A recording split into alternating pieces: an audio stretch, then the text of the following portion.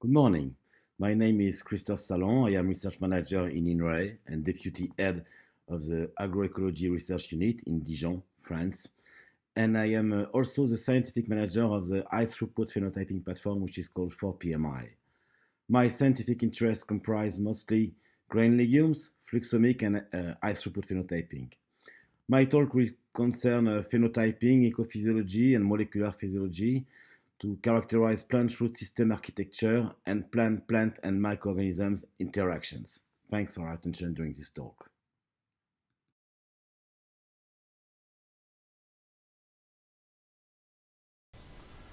The capacity of plants to extract nutrients and water from a given volume of soil is heavily influenced by root system architecture, which is a combination of traits such as root number, angle, elongation and branching, and the ability to penetrate hard plants.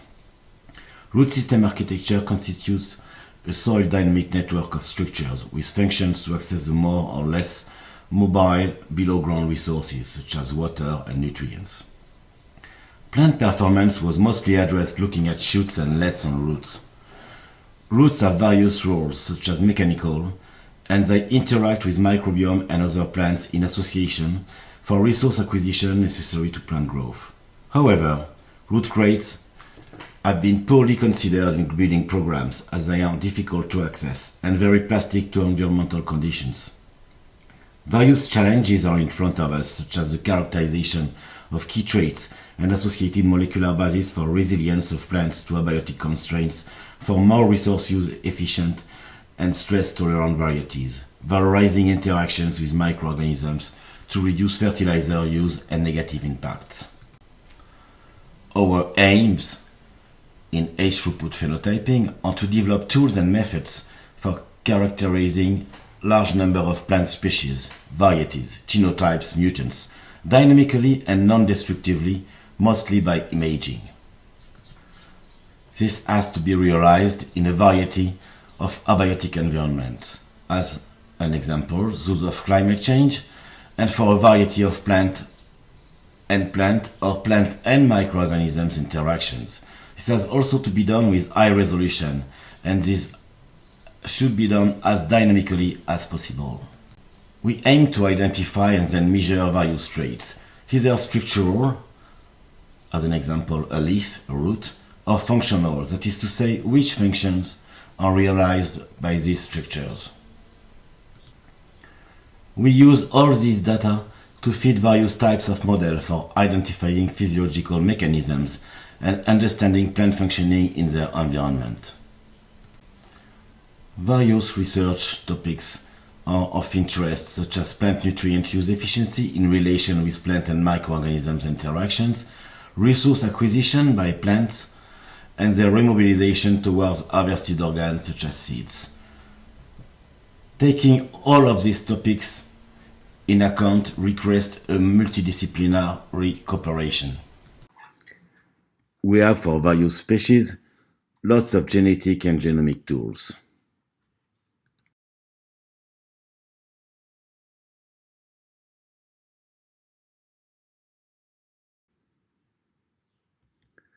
For example, for legumes, we have various P genetics and genomic tools for functional and structural approaches and an impressive phenotypic diversity which is available in the Pisum genus. We have recombinant membrane lines for structures or functions. We have mutant collections which help us to search for mutants for given gene and then to analyze some mutation effects. This is available for Medicago truncatula, and we have also a high throughput phenotyping platform that I will later on show you. We also have some induced genetic variability which help us to identify and to characterize genes which are involved, for example, in nodulation, in root architecture, and which can help us to assess the benefits for nitrogen and the trade-off for carbon between nodulation and plant growth. Lastly, we have constructed novel genomic resources which open a wide range of applications for research. I will now detail what we can use as phenotyping tools and methods to work with.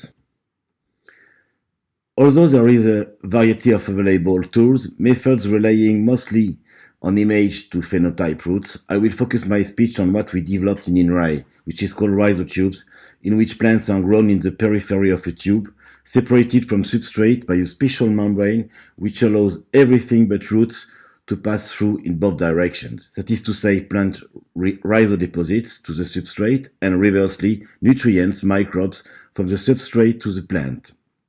You can see that we have roughly 1200 rhizotubes, and with these rhizotubes we are able to get very high definition images of the root system. This has been published in a paper, and it has been financed in the frame of the project Phenome and Phasis. We also decided, in order to work more efficiently with this large number of rhizotubes, to develop upstream and downstream tools, such as automatic outputting for the rhizotubes, but also automatic fertirrigation. Here you can see the medium throughput high resolution rhizocab, which is an imaging cabin which allows us to get images at very high resolution, 7 microns, of the root system. Here, for example, it's a pea root system. The second imaging cabin we have is called high throughput medium resolution cabin. It works at 42 microns. You can see the automatic shell opening, which allows the beam of light to reach the roots, and then we can phenotype in blue, green, or red the root system. We can phenotype daily up to 1200 rhizotubes.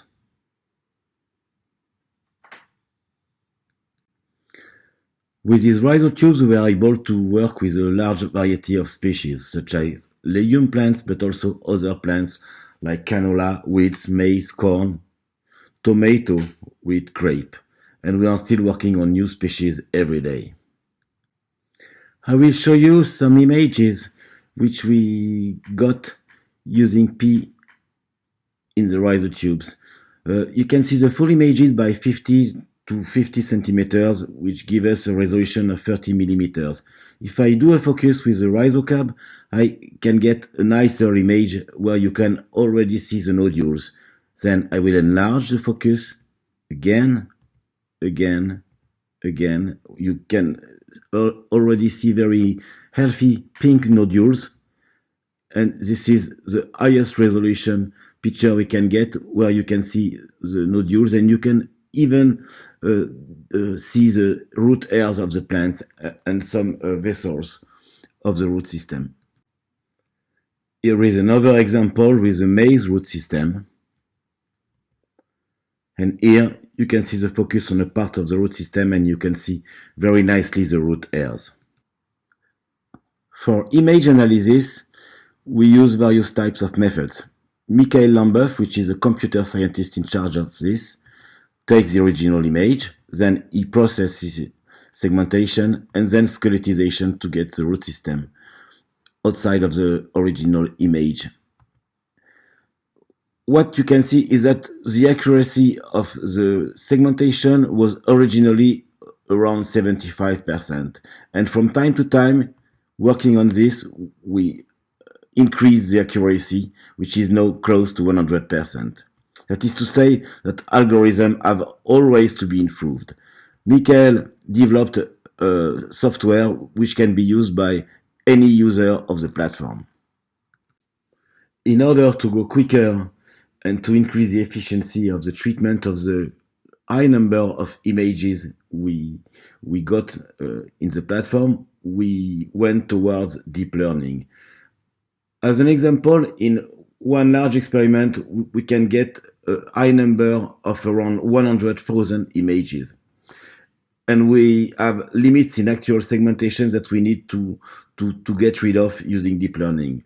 For example, we have underestimation of roots when they are fine or transparent.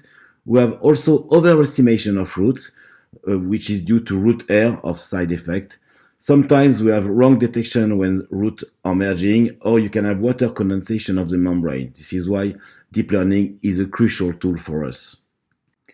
To detail a little bit the process of deep learning, we use first the image acquisition and segmentation I was just talking about. We do some annotation which give us the ground truth, and then we can use current segmentation at high speed. The various traits we can have is, for example, the rectangle box, its progression, the convex hull, and also its progression, the maxed width or the maxed height in the box, and we can get this dynamically. Also the convex hull RSA density, which is in fact the ratio of the projected area of the roots from the convex hull, which gives us a density of roots, and also the determination of the angle of the roots. It is also necessary to develop new methods for image analysis. For example, we have developed a method based on hybrid spaces to discriminate the nodules of the roots for legume plants, and we are also working on hyperspectral to try to extract functional or structural traits from the imaging. Through the experiment, we need to do some calibration.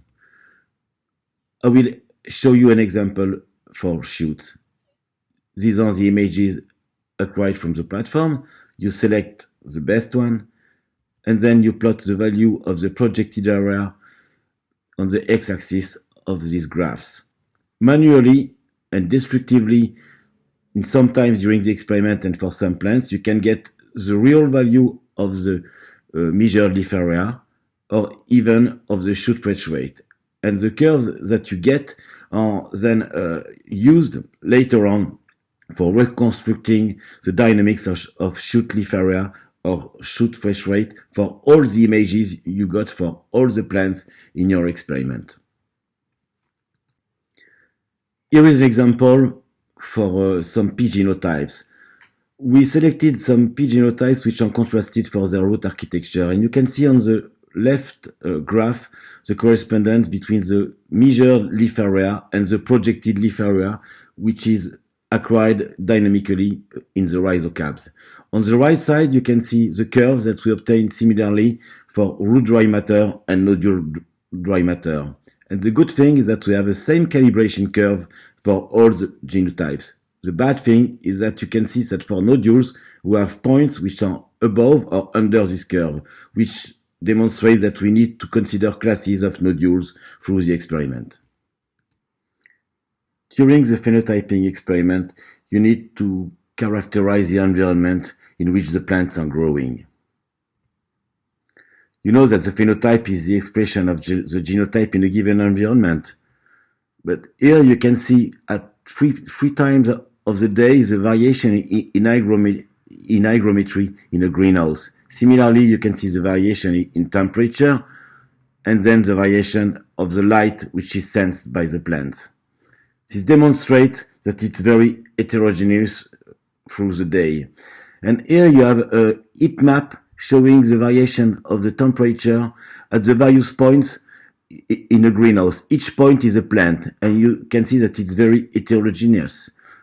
The same graph shows you the variation in light reaching the various plants on the various places on the greenhouse. So, as I said, environmental conditions are very heterogeneous. For light, you can add additional lights which smoothes differences. As such, we need to map the environmental conditions which are sensed by the plants using lots of sensors. Here you can see some sensors we are using for light, hygrometry, or temperature. And we record these factors every 15 minutes at each point where the sensors are located. And the climate is then integrated in statistical analysis, which help us to homogenize the results. Modeling is part of the tools we use, fed by phenotyping data. We can use, for example, mechanistic models. You have a cartoon-like representation of a pea plant and the various compartments of the plant. Then, using a model which has been developed by Loïc Pagès and improved by Anne-Sophie Voisin for grain legumes, you can work on sourcing relations within the plant, and using satisfaction levels for nitrogen in biomass, you can determine where the plant will ramify, elongate, or maturate. And you can get some graphs where if you relate the root tip diameter to the elongation level potential, you can locate all the points of your genetic variability and see the potential for elongation. This is the same for ramification. However, this type of mechanistic model is key for understanding key processes and carbon and nitrogen interactions, but there are too much parameters for assessing large variability differences. Here is an example of a simple integrative model. Shoot biomass, deciphered as leaf area, produces plant biomass through the integrative variable which is called radiation use efficiency. Plant biomass is partitioned between shoots and roots or nodulated roots for legume plants. The start of symbiotic nitrogen fixation is determined when the availability of soil nitrogen is below threshold, and then the amount of nitrogen acquired by the nodulated root system, either by root assimilation of soil nitrogen or by symbiotic nitrogen fixation, is determined, the integrative variable being named the specific nitrogen acquisition. And this amount of nitrogen is then converted to leaf area through the nitrogen to leaf area conversion variable. Well, to illustrate what we can get with modeling, phenotyping, genetic and genomic resources, I will show you some potential application we did in various projects. In the yellow box, you can see all the projects that concern nitrogen use efficiency. We ran some projects for interactions between plants and microorganisms. We also did some projects assessing drought stress, heat stress, biotic stresses, association between plants, for example, a pea and a cereal, and lastly, some project working on nutrient use efficiency, taking into account genomic. Here is an example of what we can do for functional characterization of a mutant. We analyze the functional response of a developing root mutant to changes in the level of nitrate availability. Compared to the wild type, the mutant phenotype is characterized by a greater number and biomass of roots, a reduced leaf area. From the early stages, regardless of the presence of nitrates, the hyperbranch phenotype of the mutant TR185 is not associated with changes in the rule of acquisition of carbon, but with a lower efficiency of the acquisition of nitrogen. In order to identify the molecular basis, a transcriptomic study was carried out on this mutant. 30% of the genes are common with the genes responding to a nitrogen deficiency, in line with this ecophysiological analysis, which showed a low specific nitrogen acquisition efficiency of the mutant. So, no modification of carbon acquisition rule, but lower nitrogen uptake efficiency was determined in this study. Another example comes from the research of Anouk Zancarini. She did this research in the AgroBee project. She used 7 Medicago Truncatula genotypes. And what she found using phenotyping is that one of the genotypes has a lower nitrogen to leaf area conversion, despite this genotype had a similar biomass and leaf area as compared to the other genotypes. So she demonstrates a differential in the strategy of this plant to set up its leaf area. And she also found other contrasted nutritional strategies identified among these genotypes using the models and phenotyping. Using recombinant inbred populations, Delphine Moreau used also high throughput phenotyping to determine dynamically the leaf area of her 175 recombinant inbred lines. She also did some descriptive measurement of shoot biomass She also measured root biomass and plant nitrogen. And using the efficiency variable which are given by the model, she was able to use this as a grid to analyze the phenotypic differences of the plant and the ability of each recombinant inbred line to acquire nitrogen differently from the others, just looking at shoot images. The analysis in peas of the interaction between the establishment of fruits and nodules and aerial growth for better nitrogen nutrition was studied by QTL approach using the model and phenotyping. 32 QTLs of establishment of fruits and 26 for nodule establishment were detected in the greenhouse, and 4 genomic regions were detected as involved in the control of both fruits and nodules. About 10 QTLs for nitrogen acquisition efficiency were detected, and all collocated with root or nodules QTLs. Field experiments realized using the same recombinant in brain-like population highlighted QTL for nitrogen accumulation in aerial parts of seeds. Most often, they were colocalizing with roots or nodules QTLs. These results show the strong interaction between the characteristics of fruit nodules and those of mobilization storage of resource, and they show also the power of models for selections of innovative genotypes. As a summary, the use of integrative model allows to get values for efficiency variable, which, associated with automating imaging, participates to the characterization of mutant, but also to the exploration of recombinant hybrid strategies. And models and phenotyping can also be used for QTL detections. Here is another example of how we can use various ways of phenotyping, principally based on various imaging methods, to assess the nitrogen nutrition of pea plant and the carbon and nitrogen relationship. We did this with Jülich partners, Carol Vint and Ralf Metzner, and we used magnetic resonance imaging, positron emitted tomography to follow the fate of 11 carbon, which is radioactive carbon with short life, and compiling these two information, we were able to determine where the flow of carbon goes into the nodulated root system as a function of environmental constraints such as drought. What can we do to assess the behavior of plants when they are facing heat or drought stresses?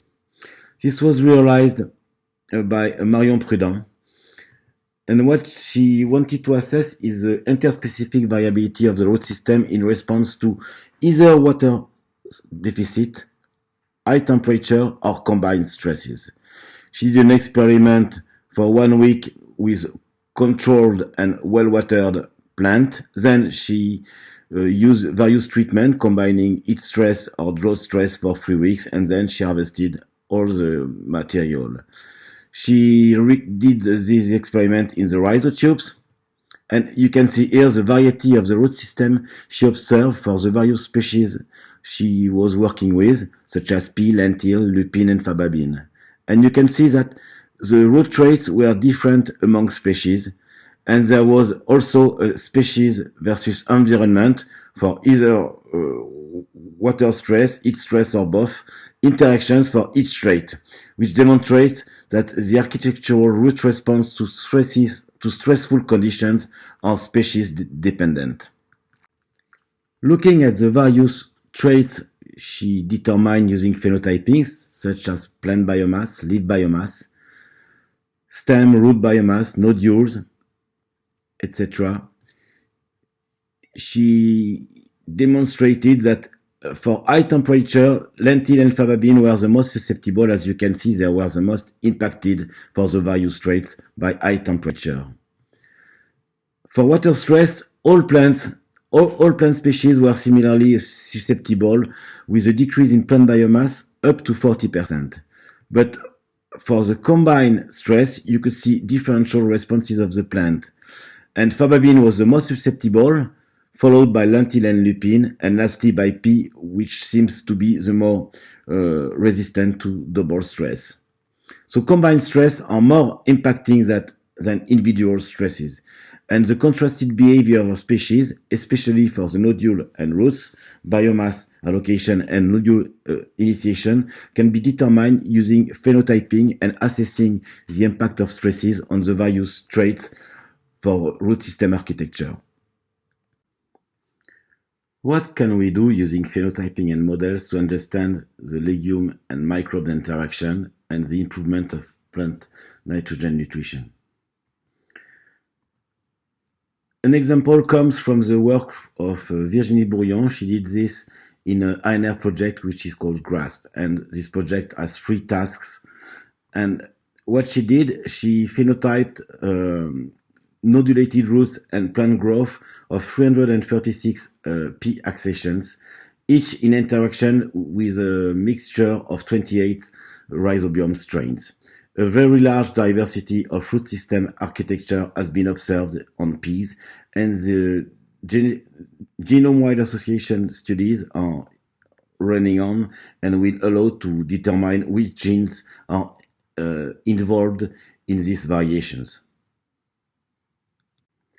The model can be complexified. For example, if you take into account the rhizodeposition of the roots to the soil and the various components that are exudated, such as organic carbon, acids, or others, and the impact on the soil, the impact on the preferential selection of the various microbes in the soil, you can work on how they impact the stimulation of the root development, how they are involved in soil nutrient cycling and soil nitrogen availability for the plants.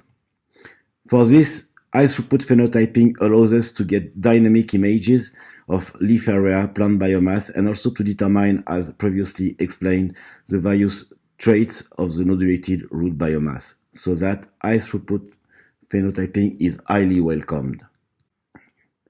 In this last example, I will show you some results that we got from an ANR project that I was coordinating. This ANR project involved Sébastien Pro from Biogema Limagrain and Philippe Nacry from INRAE Montpellier. One of MIRGA's major goal was to identify molecular determinants of fruit development and the adaptive response of maize to water deficit. We used a multi-parent advanced generation intercross population, MAGIC, for which extensive genotyping data is available. Indeed, the 16 lines of maize used for the development of hybrids and the 400 lines resulting from their intercrossing have been genotypes, and they were partially phenotyped in the field with water and nitrogen stress, and also in small rhizotrons. The parents were sequenced, and the genetic analysis showed that there was no bias in the segregation of the markers, and there is a high density of markers, which allows a fine mapping with a high statistical power. This MAGIC population was phenotyped under controlled environmental conditions, under optimal water and drought conditions, using the methods and tools of our high-throughput phenotyping platform specialized on the root system. On the left side, you can see the various parameters we measured.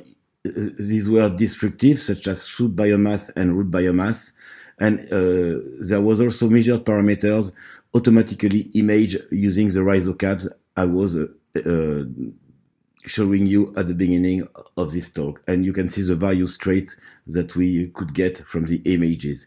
On the right side, you can see the example of the calibration data as also explained you before in this speech. This calibration data was obtained for leaf area or for root biomass.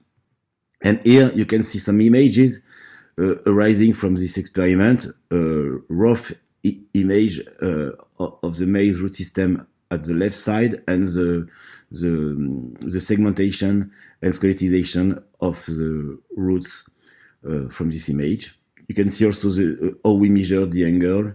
And lastly, you can see some traits that we could get from the images, such as the root projected area, the height and width of the root system, the convex hull, and also the cumulated root length was obtained after skelettization of the root system.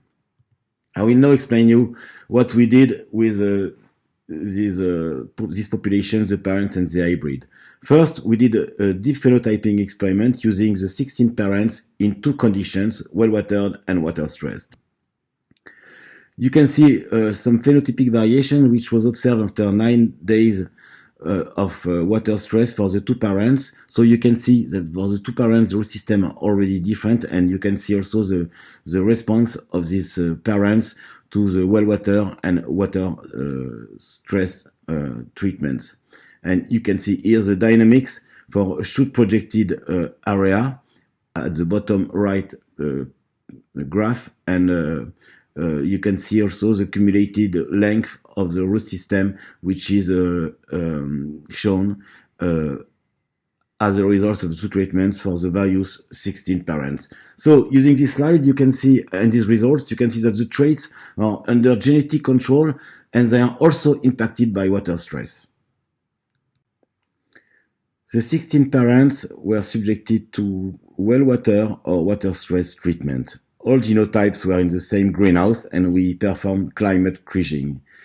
It means we use the panoply of sensors to provide us with climatic variables for all the positions occupied by plants, and the microclimate of each plant was estimated hour by hour. This environment perceived by the plant was taken into account in the analysis of the results.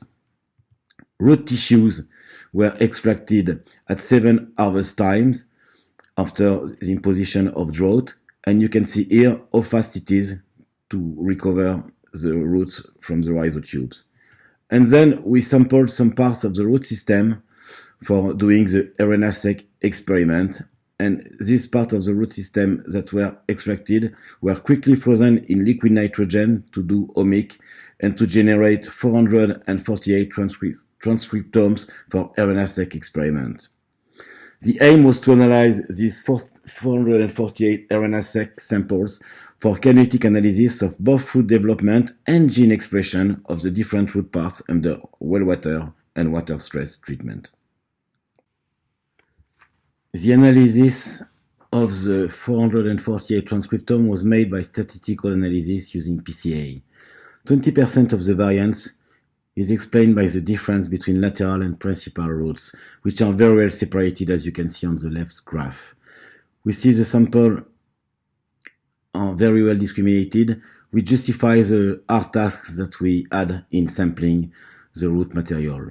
We also see on the left graph that we have an overlap of water stress and well water samples, which is logical because the kinetics of sampling begins at the center of the graph, while as we go in time, we move away from the center. As such, we can discriminate easily axial and lateral root sample, and we can see the progressive water stress establishment. We looked at the dynamics of differentially expressed genes across time, and you can see that for the upregulated genes, overregulated genes in blue, and the red under-expressed genes, that there is a progression with time. At T0, we detected no differentially expressed genes, while as time is going on, the number of differentially expressed genes increases a lot. And you can see also on this graph that the number of differentially expressed genes is much higher for lateral roots than for axial roots. On the Venn diagram of differentially expressed genes, you can see that around 40% are common between the lateral root and the apical root, while only 13% of specific of the primary root. This is an additional validation to study water stress on the dataset, which discriminates well the differentially expressed genes as a function of the tissue or of the treatment. Networks of co-expression genes have been constructed with the objective of searching for transcription factors that regulate these gene networks. Targeting transcription factors makes it possible to target entire pathways rather than terminal genes, which often have redundant functions and therefore are not very easy to characterize. We perform calculation of weighted directed links, that is to say, from one transcription factor to another gene. The greater the weight of the link, the greater the probability that the transcription factor is in question will play a role in the regulation of the target genes. As this network is very complex, as you can see by this kind of spider web, we made a hierarchical clustering to fragment it into 35 subnets. As such, we arrive at subnetworks that are very easy to study. Two examples. The first one concerns the expression which is induced in lateral roots under stress, but not for apical roots, and not under well-water condition. This subnetworks thus corresponds to genes specially expressed in water stress in lateral roots. In this second cluster, differentially expressed genes are only overexpressed in lateral roots in well-water condition. We did some exploration by data mining of the functions of the genes, and in the example where 40 genes were detected, we got two transcription factors. The triangle corresponds to one transcription factor of the BASIP family. This transcription factor has already been characterized in maize, and if we inactivate or overexpress this gene, we modify the root architecture and the tolerance to water deficit. BASIP4 was already published in a recent publication. It was found in corn, and the mutant for this transcription factor has a reduced root system. By overexpressing this transcription factor, we increase the development of the root system, and it is more tolerant to water stress, but the mutant is more sensitive to water stress. As such, this transcription factor has been found as involved in an ABA signaling pathway that will control the development of the root system and the response to water stress. We have another transcription factor from the HSF family that regulates the same genes. For this one, we have no information.